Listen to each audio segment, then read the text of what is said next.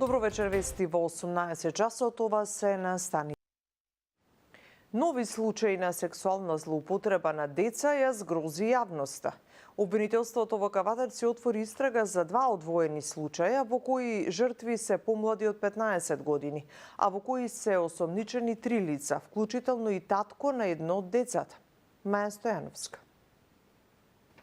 Ужас во Тиквешијата. Кавадаричкото обвинителство спроведува истрага за два одвоени случаи на сексуално насилство врз малолетници.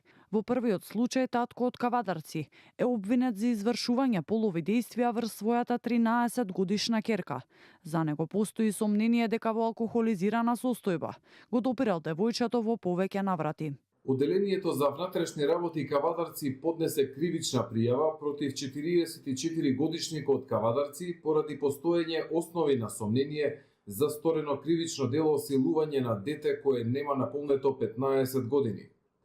Пријавениот во два наврати во домот каде што престојувал ја допирал по телото неговата 13 годишна ќерка. Обвинителството спроведува истрага и предложи мерка притвори за две полнолетни лица од Неготино, кои се осомничени дека имале сексуален однос пред малолетното дете, кое ги снимало со мобилен телефон, а потоа било наведувано на полови дејствија за пари. Во јули лани, додека детето имало 14 години, еден од двајцата осомничени повеќе пати го наведувал малолетникот на сексуални односи со него, зашто му давала одредени парични средства.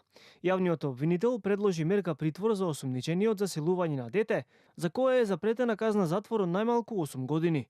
Се поголемиот број на вакви случаи покажува дека не станува збор за изолирани инциденти, туку за алармантен проблем во нашето општество, велат од првата детска амбасада Меѓаши.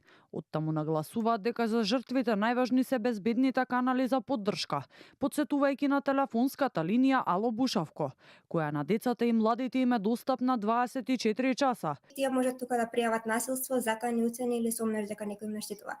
Сепак заштитата на децата не е нивна обврска, таа е обврска на возрастните. Тука се клучни родителите кои што треба да ги воспитаат децата, да им кажат дека можат ним да им се обратат доколку нешто лошо им се случува.